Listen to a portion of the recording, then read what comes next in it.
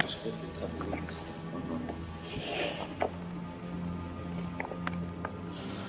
The race ain't over yet.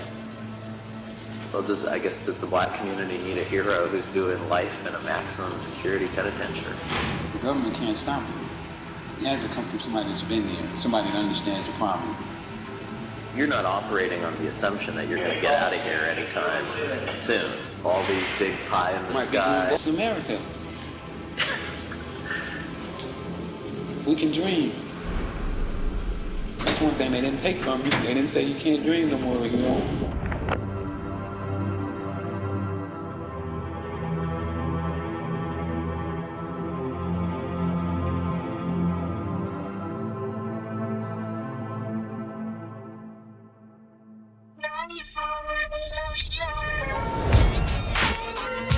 Well, you know how they say that everybody has a purpose in life?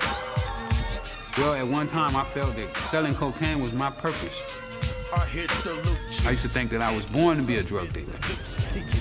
I felt it was my job to keep everybody high and to get as many people high as I could. Welcome to the world famous Wake Up Show. This is DJ King Tech. Today we got a great show for y'all. Coming through, the legendary Rick Ross. This man was in the middle of so much. The whole CIA Contra cocaine connection.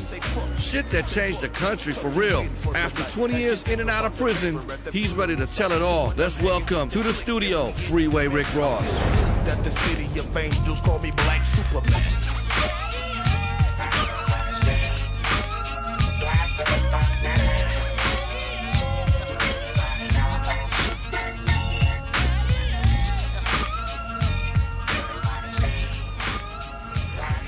Hey, what's up, Haley? What's up, man? How you doing? My first thing I gotta ask you, man, is how real can we get with the conversation like this? Because I know you were dealing with some heavy government cats. I had some sources that was unknown to me that was in the White House. You know, guys like Ronald Reagan and George Bush Sr., Oliver North. There have been startling accusations that the United States government itself may have actually helped bring drugs into this country. And in Los Angeles, a drug dealer known as Freeway Ricky Ross was in the middle of it. A drug ring in the Bay Area had been selling cocaine, and part of the money was going to Central America to buy weapons, and the drugs were being sold in the ghettos of Los Angeles to the Crips and the Bloods, who were turning it into crack. That's really how the cocaine and crack epidemic got sparked in America. Wow, man. You got a deep story, homie. So where did the name Freeway Rick Ross come from? Man, you know, when you're growing up in South Central, there was a lot of Ricks, so I stayed by the freeway, and they started saying Rick to stay by the freeway. When the police and the news and all these other people they put a whole new twist on it. But it wasn't really like that. You know, when it first started, it was just the guys in the neighborhood. Right. You know, there was a fat Rick, a skinny Rick. Rick stayed by the freeway. A lot of Ricks. It was a lot of Ricks. So, well, you know, let's go to current events right now, man. The first thing is now you locked up and you hearing about this cat named Rick Ross who took your name. As a businessman, you know, it was a smart move. He caught a name that was already hot in the streets, or somebody that he thought was gone. You know, he thought I was buried. We know he's a correctional officer. We know he never sold drugs. Yeah, what is going to happen with that whole situation, man? How do you feel about me? I want my name back. There you go. Go. Oh, you ain't got no foes.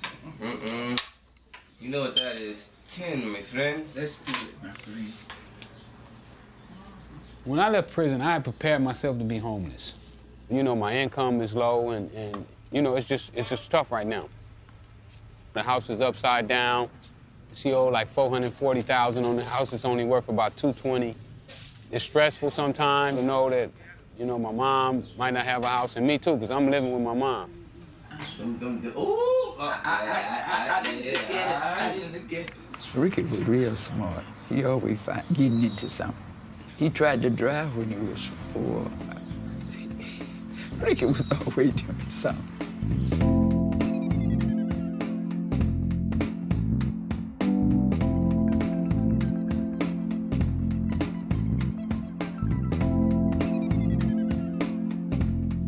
When you're a kid, you can recognize forms of struggle. You know when the refrigerator is empty, when there's no milk, no cereal. So, you know, when I was a kid, I vowed that I was gonna take care of my mom. My mom was my world. You know, she took care of me. It was me, her, and my brother David. Back in the days, it was crazy over here, man. Light bulb and them lived around the corner. Rick has, you know, he'd seen a lot of things in his life.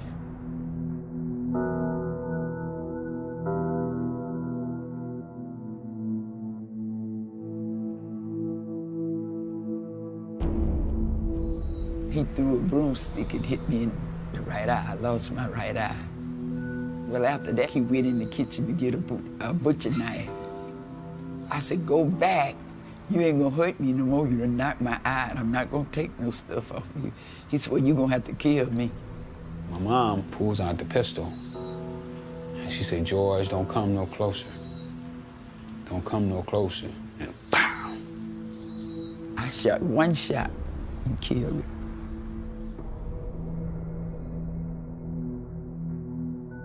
Well, I think it traumatized him a lot.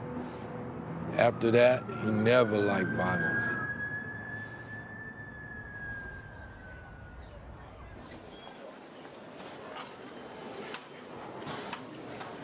Freeway Rick Ross.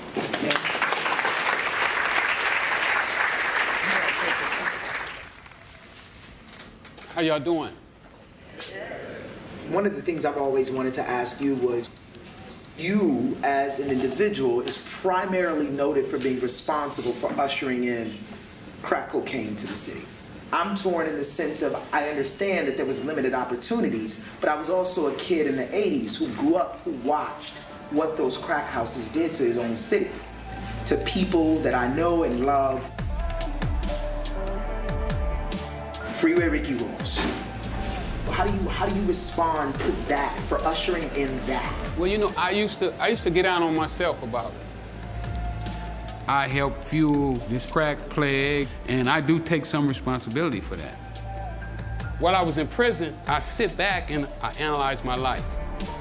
Because one day I was just a young kid with dreams of becoming the next Arthur Ashe.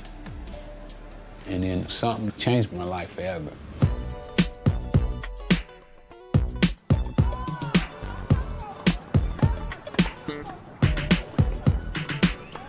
This is my old tennis courts where I grew up at. You know, I grew up on these tennis courts. These tennis courts probably were the reason that I never gangbanged.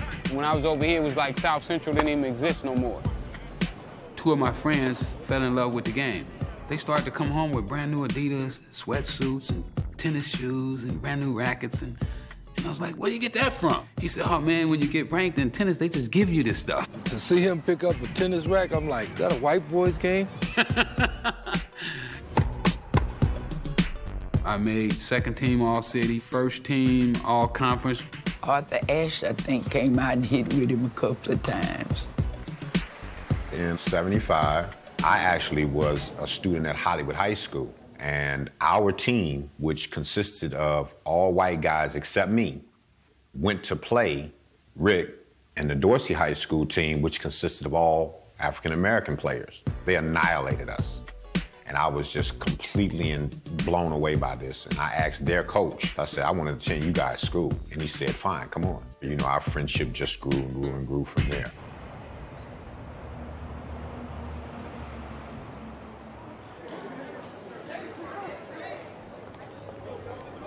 I know what it was like when I was growing up, you know. Sometimes we do things without even knowing why we did it or what we're doing. We don't even give thought to it. We just go. The homies went, so I went. See, I went through that.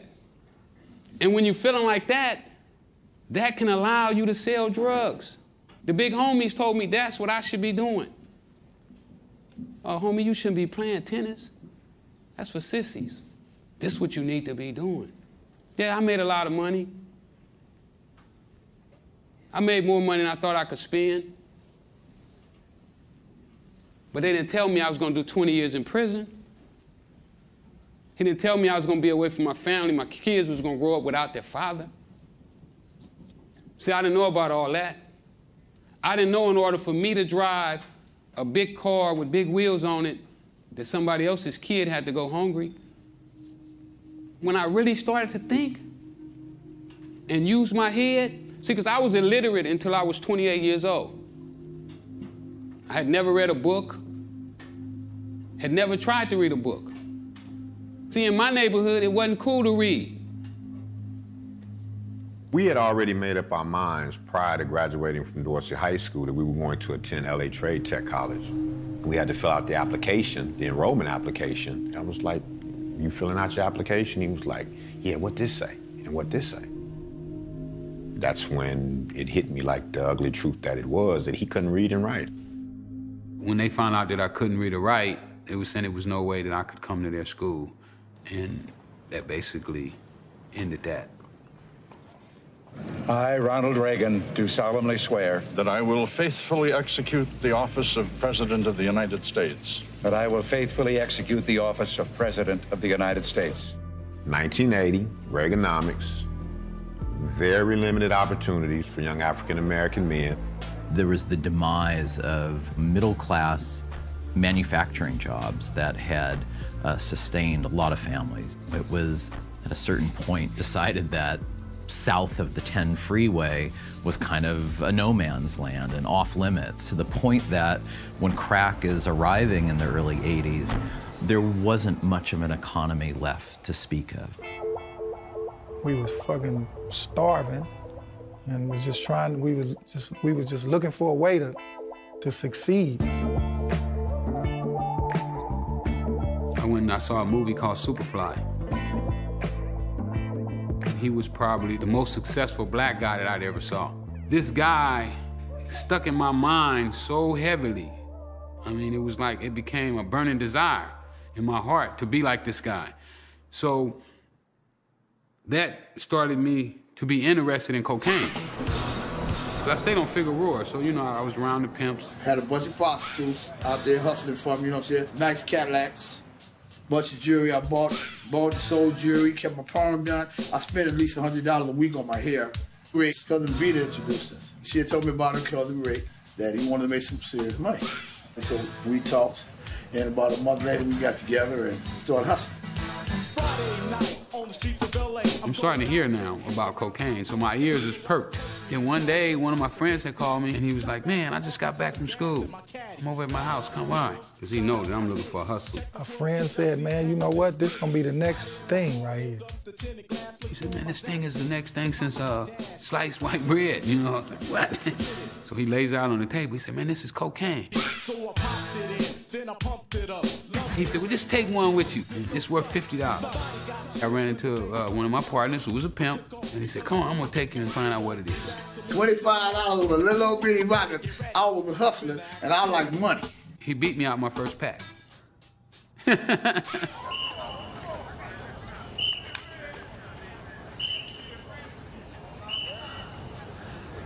Hey, you guys come up for a second.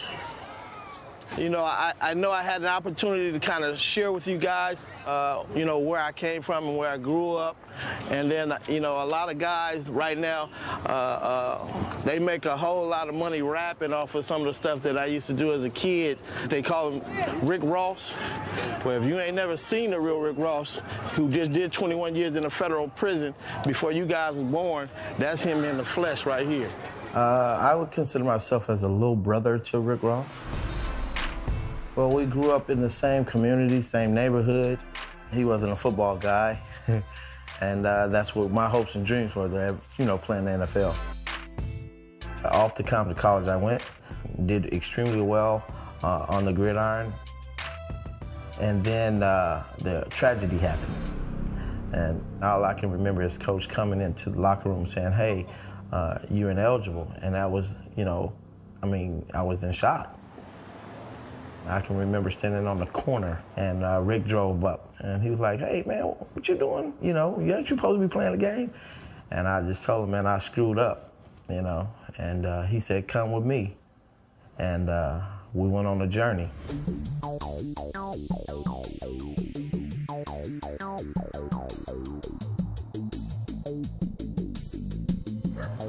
This was my first spot, you know, it was right here. We basically started with $300. Put it together, got us sacked. I was sitting on the porch, a guy pulled up in the Cadillac, right at that spot right there. He said, Rick, you got any more of that? Eighths and ounces. You know, I didn't know anything about it. I was his girl, I was his friend, I was his lover, and I was his homie. He took me one-on-one, and he showed me. And from there, I was piecing my own together. I was a hustler. I remember getting my college financial aid check to go and purchase some drugs. I went to Rick. I think I had about $1,800. He said, I'll take that, but I'll give you 2 ounces. Within the next 6 hours, I had $5,600. And then I called Rick, and the first thing he said, hey, man, didn't I tell you to call me in a couple of days? And I was like, well, man, I'm finished. He said, what? I joined the Marine Corps, spent 90 days in boot camp, came back just before Christmas. When I left, keep in mind, everybody was broke. Nobody had any money. And I see young guys, 14 and 15, driving around in brand new Mercedes. And I bumped into Rick and Al, and I'd ask him, what's happening with him? And he said, oh, that kid, they're buying 10 keys. Which back then, a key might be $35,000. So you're talking about a 14-year-old, 15-year-old kid that got $350,000. I said, no, I want some of that.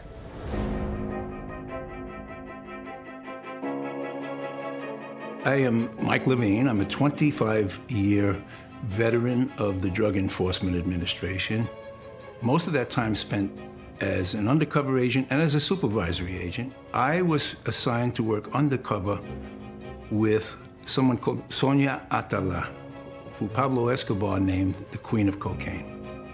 Sonia starts to tell me about something called pichicata. Pichicata was cocaine base being smoked in Bolivia. And she was describing to me that this is the most addictive stuff you have ever heard. And my first thought was, it's only a matter of time before it's going to go to my country. And sure enough, like night follows day, pichicata became crack cocaine, and that was the first time DEA got official word of what this substance was and what danger it represented for the U.S. Okay, the first time I seen rock cocaine was 1980. A couple guys from South Central put their heads together. The freebase, that took too long. People wanted it fast. Somebody said, you know what, you use baking soda and you shake it up and you heat it up and it comes together. When he was showing it to me and telling me about it, I didn't believe it. He was showing me this thing about the size of a match head, and he's telling me it's worth $50. And I was like, how could this be? You know, I'll get rich doing this here if it's true. So, you know what I'm saying? I'm all in. People would come over in the mornings and they'd be like, man, I gotta go find a way to cook it up. I ain't got no bottles. So what popped in my mind was to cook it up for him. How you like me now? I'm in the mix. It's 1986 and I got the fix with a chicken and a quota. Got the baking soda, let the water boil. Workers all loyal. Dropped out the 12 cause my wealth is shorter than a midget on his knees. Now I slang keys. We call it Ready Rock. Because it was ready to be put on the pipe and smoked. I knew it was gonna crack because people would sit around and take a hit of it and they wouldn't leave. They would be there all day. Did you ever try it? Yeah, I tried it before. What'd you think of it? Not for me, no good. Why was that? I like money. I put us on a whole different level of playing at that time. Nobody else was doing it like that. His whole mantra is he wants to do it faster, better than everybody. Rick's mind just never stopped working. We sat in the garage and I told him, man, you know, I'm gonna be running LA. You know, I wanna be powerful, I wanna be strong, be respected. You know, I want people to say, man, that dude make things happen.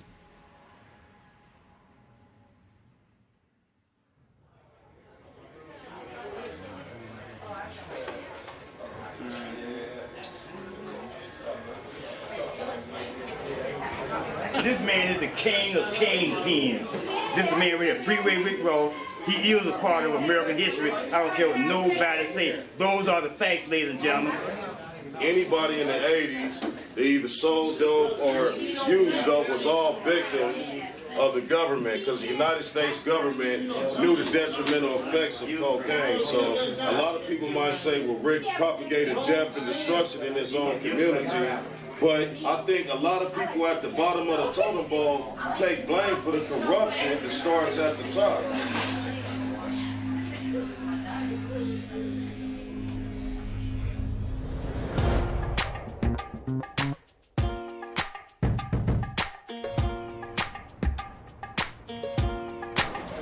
I had a cousin of mine that once asked me if I know anything about a white powder. And I said, what do you mean with a white powder? I said, well, this, you know, you're supposed to sneeze this and you know, you feel like a brand new. He's like elixir of vitality, blah, blah, blah, blah.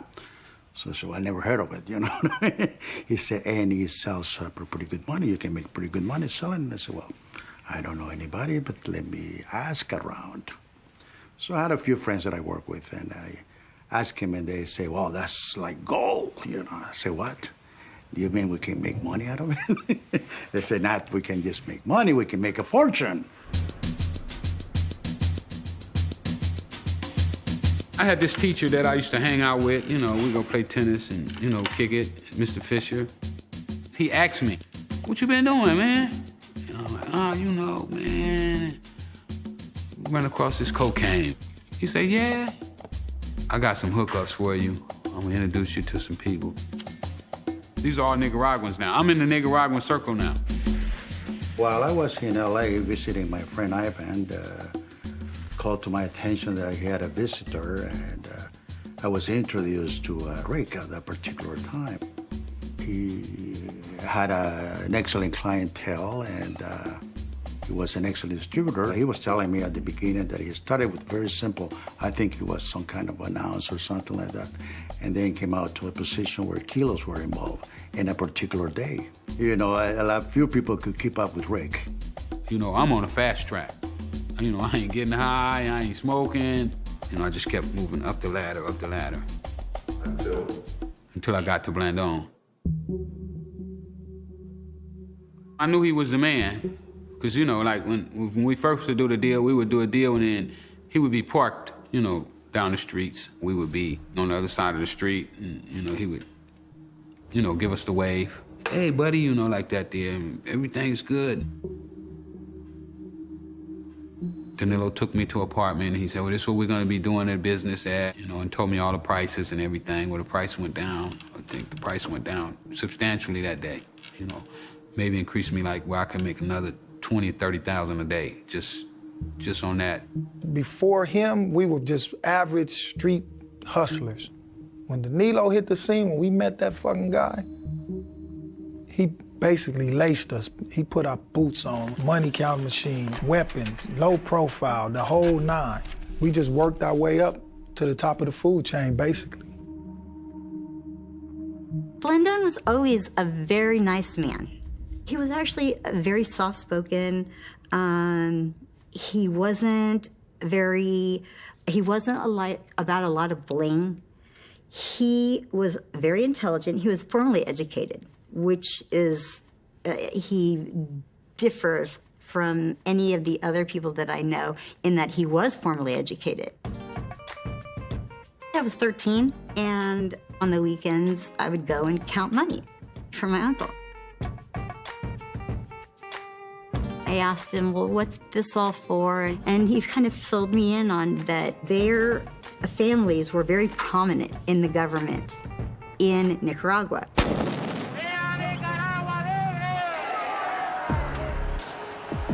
And when the Sandinistas came in, they were ousted.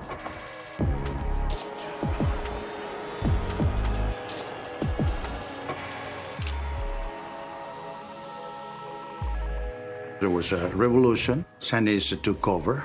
You know, there was a counter-revolution, which was sponsored by the United States. Reagan was in power, and Reagan was anti-communist. They are counter-revolutionary, and God bless them for being that way. And I guess that makes them Contras, and so it makes me a Contra, too.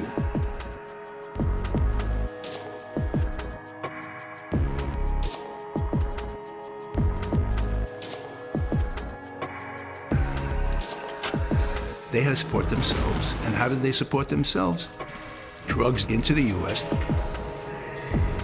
They basically were supporting the Contras and not trafficking in drugs because that was a cool thing to do or because that was their childhood dream, but because they were patriots.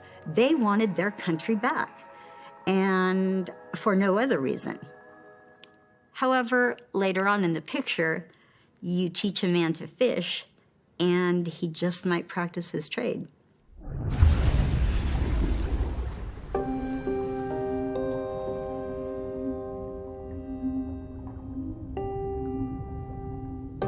Today, federal agents seized over 400 pounds of coke.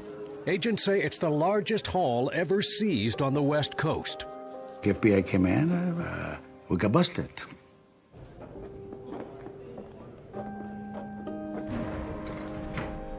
It just came a figure to my mind. I had $65,000 next to my night tables. The money actually was Contras.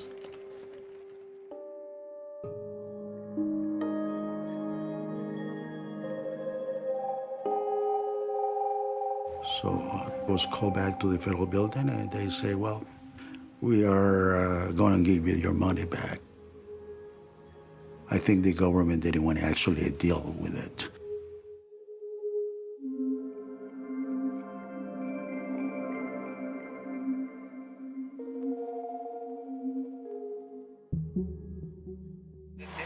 Black people, they control the lake. They pay cash, right? They pay cash. He said he's getting into the black thing down in L.A., and the guy up in San Francisco said, what are you talking about? And he said, you know, we're selling it to the blacks. He said, you go into these neighborhoods, there's no cops, you can sell it where you want, and when they start killing each other, nobody cares. And that was his method for success. That and the fact that he met this kid, Freeway Ricky Ross, who lived in South Central, who knew the neighborhood, who knew the gangs, who knew the distribution system. You know, that's why it happened that way. I could get the drugs from Danilo Blandon in 45 minutes, it's all gone. I was going through like $1 million worth of drugs just about every day. He was a teacher, you know, in a lot of respects. He was a father figure in some respects.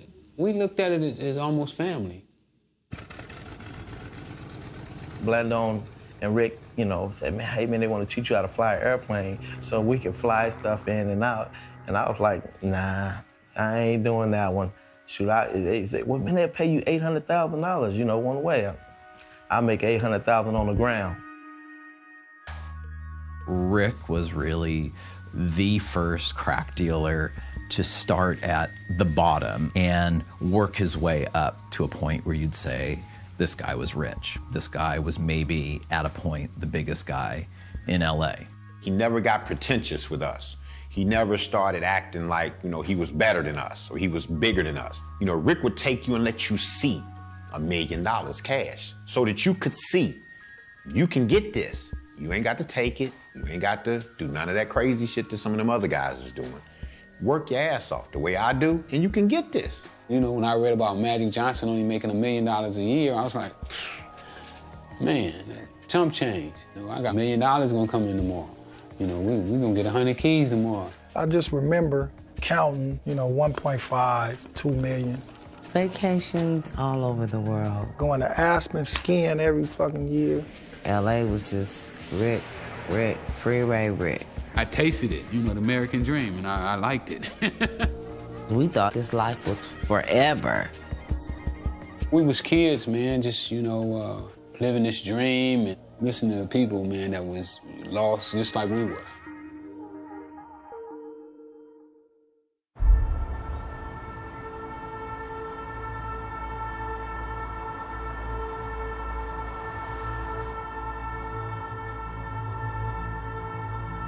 Over the past few decades, a vast new system of racial and social control has emerged. There are more people in prisons and jails today just for drug offenses than were incarcerated for all reasons in 1980.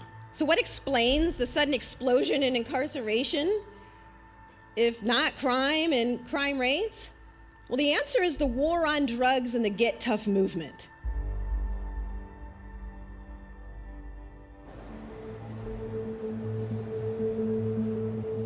It's the new Jim Crow. Right, Jim Crow, we could used to say black only, white only. We can't say that now. What we can say now, though, is criminal. And criminal is black and brown. And then you can't vote, and then you can't be a part of society. And it was a strategy. One of the frustrating things about this is that in the beginning parts of the drug war, a lot of black political leaders were on the front lines of that. But they were just responding to the concerns of their community.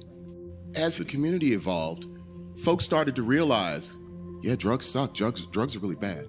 But the drug war is worse. You wouldn't believe what I have to go through just to come here. I had to call my PO and tell him that I might be around some convicted felons because they took me to court 2 weeks ago. They was trying to lock me up for coming in contact with convicted felons. See, if we want to win this situation right here, we're going to have to go ourselves and take it on ourselves. And I told you I was illiterate when I went to prison, but I didn't come out of prison illiterate. I just want to introduce myself. My name's Eric Sterl, and it was just so ironic, that I'm getting to meet you, that I'm sitting in the room with you right now. When I went to jail in '89, everybody in there is facing a lot of time, so I was very familiar with the laws of how it was working and how unfair we felt it was,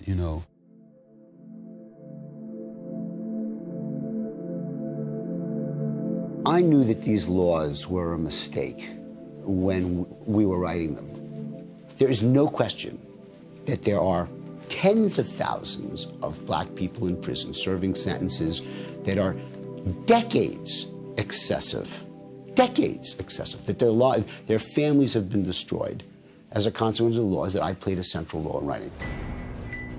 June 1986, a young basketball player from the University of Maryland named Len Bias has a seizure, taken to the hospital, is dead at the hospital. Healthy young man, dies all of a sudden. What's this about? Mr. Bias died of cocaine intoxication. Cocaine? Oh my God, cocaine. Crack cocaine has become the street drug of choice in the United States. A cheap, powerful high. In a matter of days, we adopted a law based on the hysteria around cocaine. Larger numbers of our citizens are suffering and dying from this threat to our national security than any nuclear warfare, any chemical warfare waged on any battlefield. Let's raise penalties. Let's crack down here. Let's punish some people here. As I've said before, no drug network will remain alive. President Reagan signed the bill. 5 kilos of powder cocaine or 50 grams of crack. 50 grams is the size of an ordinary candy bar. This is, in the global drug trade, nothing. This is not a serious trafficker. That would get you a minimum of 10 years up to life imprisonment. The consequences have been devastating.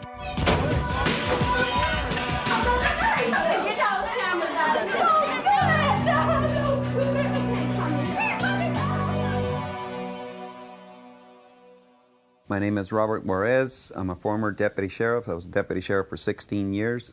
My last assignment was Major Violators Crew, where we handled the importers of large amounts of cocaine and money laundering. What's up, man? How you doing? Good. How you doing? I'm good. Man, Nice I to thought finally you'd be meet you. bigger. You're supposed to be the big man. Well, I was once upon a time. Yeah. While I was working as a cop, we were seizing shitloads of coke. It's crazy because we both saw it from different points of view, Just like when we were working Danilo. We figured the word had got out through the investigation he was providing you. So if we get him, you dry up. Of course, so you guys knew who I was getting it from? Oh, yeah. Oh, yeah. But see, we weren't interested in you. See, you want the guy that owns the market, not the clerk that's selling at the counter. Yeah. We had heard that Freeway Rick was getting his dope from a very main or big operator, a guy named Danilo Blandon. This guy is delivering to South Central, and he had 13 locations. 13 locations at one time is a very big deal. So it was a big operation. We get to the house, Ron Lester's house, and we knock on the door, and he says, "Yeah, I know who you are, I work for the CIA and you're not supposed to be here. I said, well, can we talk inside? We're searching through it and we're finding all this military information, you know, laws, rocket launchers, different weapons. I grabbed as much as I could as far as information. It looked important, so I took it. There was no drugs in the house. There was no reason to take them. When we all got back to the station, everybody's waiting for the crew that's going to come in and say, hey, we got 100 kilos. Everybody shows up empty-handed. The same story from everybody else is that we got burned. Somebody burned us. The only place where there was dope was at Danilo Blandon's house, and it was a gram of coke. They arrested Danilo. The following day, one of the guys in the office said, hey, the feds were down here yesterday and took everything that you seized at the house. I said, well, you know what? I think we're into something that's bigger than us, something we really can't deal with.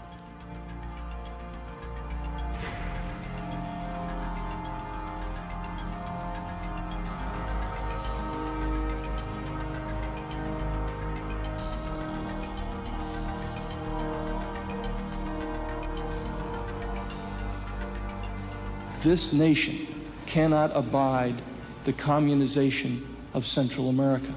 We cannot have Soviet bases on the mainland of this hemisphere. And I still, to this day, Counsel, don't see anything wrong with taking the Ayatollah's money and sending it to support the Nicaraguan freedom fighters. As long as there is breath in this body, I will speak and work, strive and struggle for the cause of the Nicaraguan freedom fighters.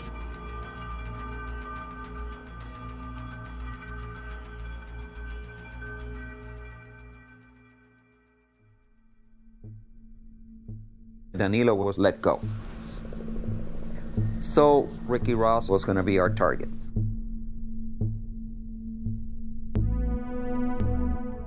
There was a Ricky Ross task force, which was set up supposedly to catch Ricky Ross. They didn't know what I looked like.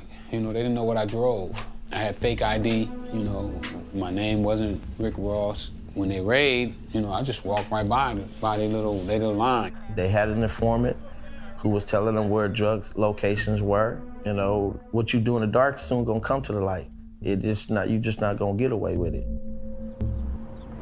Rick came by to pick me up. We went over to the Big Palace of Wheels, which was considered one of our headquarters. We was leaving, and the task force was watching us, and they followed us, and we got into a little high-speed chase. Some unmarked cars got behind us, and they were doing the trail technique. When they let the window down, you could see the sheriff's jacket, and then Al recognized the face. He said, oh man, that's Sobel. He said, he's gonna kill you, Rick. You know, Al had his pistol, and he was like, man, I'm ready to give it to him. We hit the light turned green. A car was coming at us. Rick pulled into a driveway, jumped out and ran. He did a jump and roll where you jump out the car's still rolling, and he's running. I can hear pow, pow, pow. They were shooting at Rick. Then fireworks happened. They just started beating me. Teeth were knocked out here. All the skin on this side of my face was gone. The crook cop took a bag out of his car and wouldn't put it in our car. And then they went in, they took pictures. I looked at Al, and I said, man, is this what they gonna do? The police claimed that they saw Ricky throw a kilo of cocaine while he ran away from them. And so they went and got a warrant for his, he got away. Ricky's pretty fast, or they're very slow, I don't know which. So they went and got a warrant claiming that he threw this kilo. They had put a bulletin out that I was armed and dangerous, and my mom was worried that they was gonna shoot or kill me. So she convinced me into turning myself in. This was a glorious moment for these police officers, because now they finally had Freeway Ricky Ross in custody. Where they interrogated me. You know, they talked about the judge being a black bitch. One of them was fucking her or whatever, but they controlled her. Then they talked about my lawyer being, you know, cokehead. And then on top of that, they was recording the conversation. I don't think anybody really realized the smoking gun that tape was. When the judge heard the tape, he basically looked at the prosecutor and said, case dismissed, this is outrageous. But I knew those cops wasn't gonna be done with me.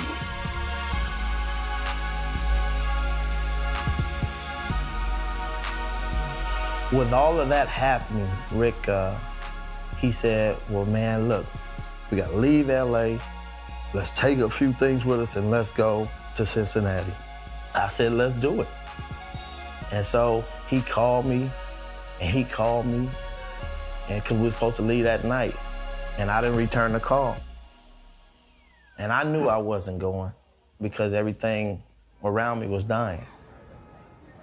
One of my favorite aunties, she was addicted to heroin and cocaine, and she was on dialysis, and when she came out of dialysis, she went right back into the crack house and went back into a coma, and she passed away. And so a day later, one of the crack spots that I had, I leave with 2 guys in the dope house that was 16 and 17. And when I come back to the dope house, they got somebody in the dope house that's 12 and 13. You know, and one of the 13-year-olds is getting some head by a hooker. And I come in there and I'm upset and I'm saying, man, get y'all asses out of here. They went to the next door neighbor and had a piece of crack, gave it to him, because he's smoking, to use his car. There's 3 kids in the car, 11, 12, and 13. They driving, flying, the car turn over, kill all 3 kids. All 3 kids dead. Thinking about killing my own self because of all this stuff that we were going through, I can hear a small knock on the door. And I go to the door and I look through the peephole and I don't see anything. I'm tripping now. You know, and I go back and I got the guns like this, and then I hear a knock on the door, and this time I go to the door and I see a shadow. So I open the door real quick. He was about 10 years old, 11 years old. And I snatched him in there and I said, boy, what you doing here?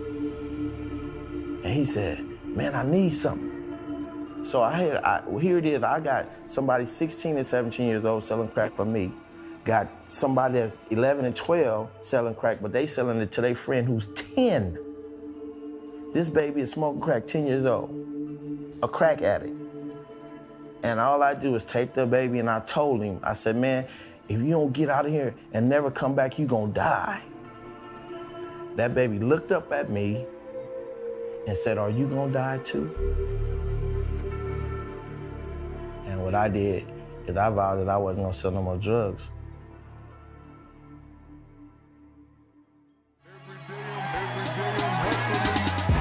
Suckers think you're tripping with, yes, I'm the boss. 745, white on white, that's Rick Ross. A former crack cocaine multi-millionaire drug dealer known as Freeway Ricky Ross is suing a successful rap artist who he says stole his name and image to make millions of his own. He never asked me could he use my name. He never reached out. What we want to do is get this into a deposition setting where we're able to tell the story because we feel that it's compelling and we feel that it's a story that most people don't know. Right now, it's a lot of kids out of here want to be Rick Ross. When they see this guy running around on TV with Maybachs and big gold chains and all these fly girls and saying that he got this from selling drugs, he lying. You know, when I was poor and had holes in my shoes, people made fun of my name. So one of my goals in life since I was a kid was to go out and make a name for myself. When I started selling drugs, I sold drugs to build this name up, to be somebody of significance. A year and a half ago, the DEA was finding crack in only 7 cities. Now, crack is showing up in more than 40 cities. Crack, crack, everywhere you go, crack. After they planted drugs on me, you know, I said, you know what, I'll be better to move to another state than to stay here in LA and get framed. It evolved from LA streets getting so hot that you had to branch out. And the money was so good in all those other states that it was just a smart thing to do. We chose Ohio, so we just packed up and left. One of my kids' mother's people was from there, so I just went to her and told her, hey, just introduce me to one person that smoke. And boom, that's how you get started. I went to Chicago, and then I was going down to Ohio, where Rick was, to Mississippi, Oklahoma, Arkansas, because some of those southern states, you know, they weren't as quote-unquote sophisticated as the big cities. So you could go down there and get even more money. What you would spend $10 for in Chicago, you could sell it in Arkansas for $50. We making motherfucking money, cuz. It was really a democratization of the drug, and also a democratization of the drug trafficking, because you didn't need a lot of money to become a dope dealer anymore. And that was one of the causes behind the rapid spread of crack in black neighborhoods, was because of the Crips and the Bloods. The gangs got into the business because they was just like me. You know what I'm saying? They was looking for a way out of the ghetto, out of poverty as well. And I was more than obliged to let them in. Rick put drugs in their hands, and you know, they was busters. A lot of busters was handed a lot of stuff that he should have not done, but he just want everybody to share some love and have some money and, you know, and look good, you know. El Capone was a Crip. El Capone was my father. But they was just stealing and hurting one another, and, you know, and just, you know, going down on their knees for it, and just, you know, it was unbelievable. As the amount of drugs that grew in and came into South Central LA, the amount of guns came in. I had never seen an AK before. Having come from the Marine Corps and having seen grenade launchers, M16s, 9mm, and then being in the street and seeing the same shit. So it make you wonder, where are these guns coming from? Danilo showed us the Uzis for the first times. You know, we had so many Uzis and Tech 9 with silencers on them, man. You know, guys who weren't having the kind of success in actually being narcotics distributors start getting into sticking up and kidnapping narcotics distributors. The dope game is a very cutthroat and treacherous business. So you got to get the coldest gun you can get, something that's going to make some noise to let motherfuckers know I ain't joking.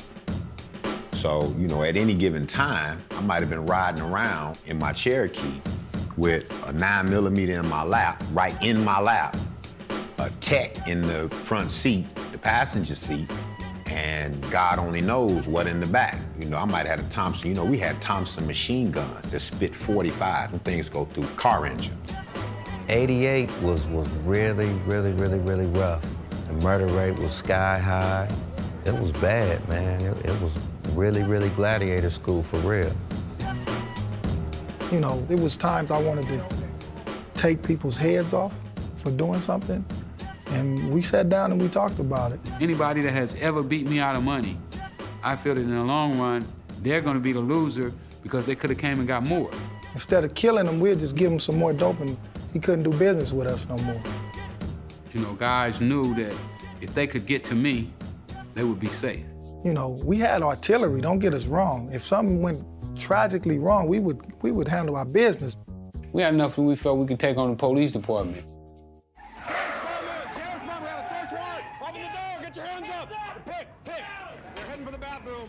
When we were doing search warrants, we were coming up with Uzis, MAC-10s, AK-47s. You had no idea what you were going to come into. Everybody carried extra firepower. And I carried an AR-15 in my trunk with 3 30-round magazines. At the time, we were coming up with hundreds and thousands of dollars. Okay, you'd get into a location, there'd be a closet filled with money. The federal government started seizing the money. Then the way they worked it out, that money was given back to the agency that seized it. Then that agency would use the money to fight the battle on drugs, supposedly.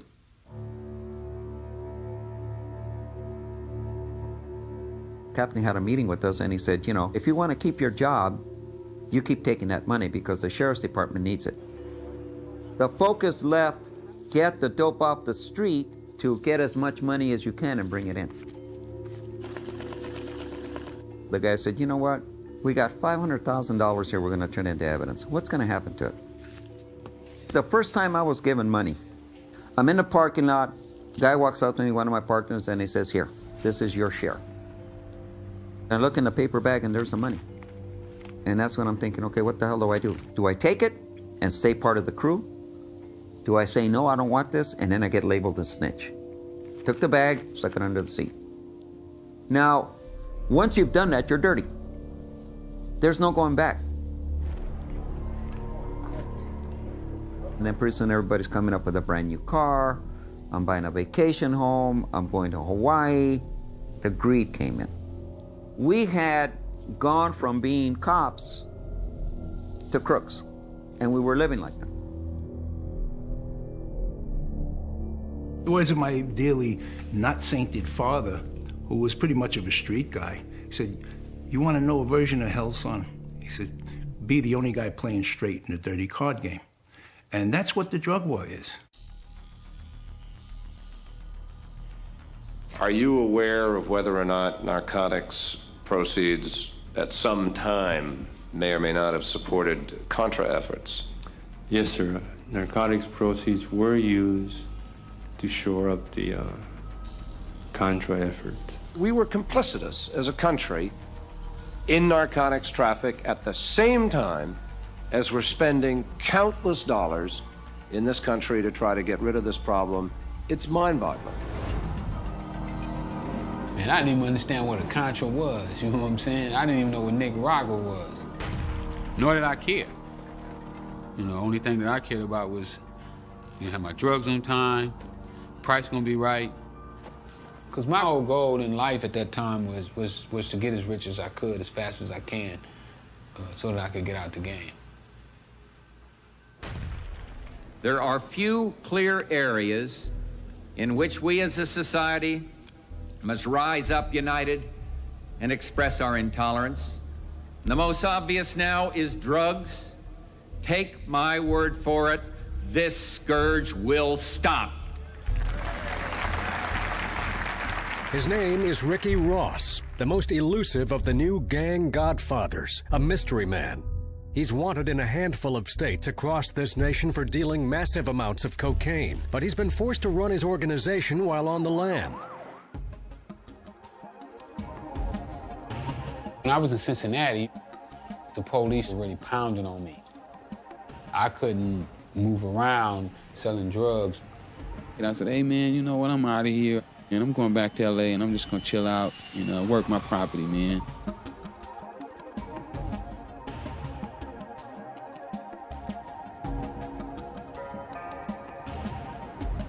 I wanted to become the king of motels. And I felt if I had 5 or 6 motels, then I could retire from the drug business. And I'm thinking about, I'm messing with hip hop.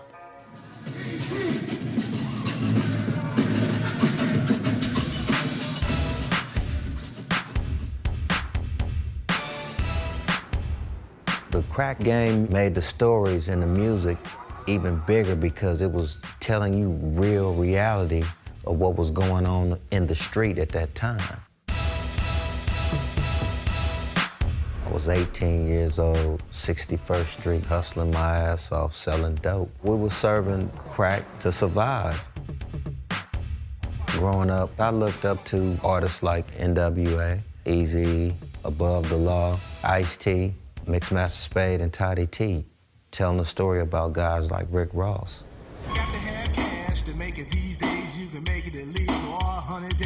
You go to the dope man, you get an 8-track. Spend $300, you get $900 back. That was me. That's what I was doing. They would come to me, they would spend $300, and you would hope that you make $900 to $1,000 back. Master Spade used to get his drugs from me. He bought his turntables, you know, with drugs that he was getting from me. Everything they talked about in those songs was happening. And NWA was one of the groups who told the story to a T. You know, they said, fuck the police. Fuck the police coming straight from the underground. A young nigga got it bad cause I'm brown. And not the other color, so police think they have the authority to kill a minority. Rick was cool. He was taking care of his own business, minding his own business. But the street blew Rick up. A lot of those guys, you know, gave the game up. They allowed the police to know what we were doing. People that were dealing for him in Cincinnati had become informants. So they were able to put a conspiracy case on him, and you know, there's another Ricky Ross case. These guys are weak. You know, someone told where Rick was. One day I was at a construction site. We were pouring some concrete. And I look up and I hear a loud screech. All the doors popped open, guns pointed at me. And the first thing I thought was to run. As soon as I jumped the fence, they started shooting. Pow, pow, pow, pow. So it was a house, and I knocked on the door. I said, hey, the police trying to kill me. They're trying to kill me. So this guy told me, come on in. They surround the whole neighborhood. They're going from house to house. You know, I'm wondering, is this my last day, you know? So I ran, I jumped in the closet. Then I could see the dog come in the room, you know? He walks right over to the closet, he looks up at me. That's him. This is the asshole. And I said, oh man, he's gonna tear me up. As soon as he handcuffed me, the dog went crazy, man. Like, bite me, bite me, bite me. And I couldn't take it no more. I kick him. That's when the police started beating me up pretty bad. He had so many bites. His eyes were black. He did not look like a human being at all.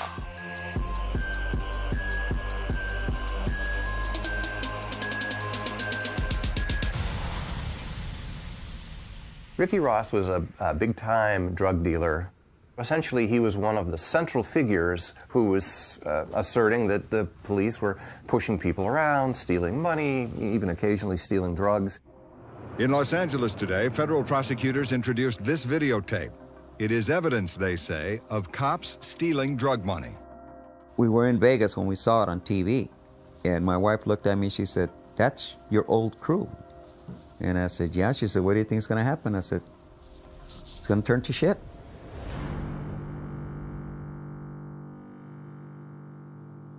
We had hired an investigator to investigate the cops. So what me and Alan did is we took our investigation and we turned our investigation over to the feds and say, look, these guys can't be trusted. And so one day I'm in my cell in Cincinnati and they say, Ross, you got caught. The prosecutor said, I want to make you a deal. We weren't sure whether or not he was going to say, you know, what's the deal? You know, tell me what I get out of this. And I don't mean to say there was no discussion like that. There was discussion like that. He was like a guy who had just seen God, and he was going to come in, he's going to say, let me tell you what the reality is. I walked in the courtroom, I see all of them sitting there with their attorneys, and they all facing me, you know, smiling, you know, so I get in the witness stand, they swear me in, and I start telling them about what happened that night that they planted drugs on me. Did I have drugs? Was it drugs at this house at this time?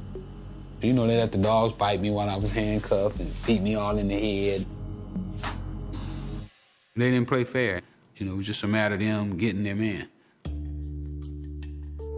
These are tough, challenging cases. Sometimes juries look at them and say, you know, why would we want to side with the drug dealers rather than with the police?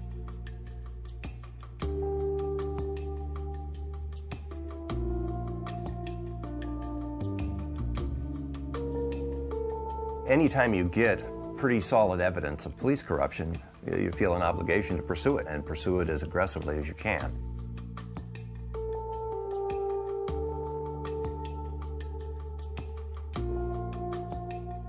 This was something that I earned. It wasn't given to me. And I miss it, but you know what? There's a lot of guys out there that have taken my place that are good cops, that are going to earn it, and they should be respected for it. I fucked up.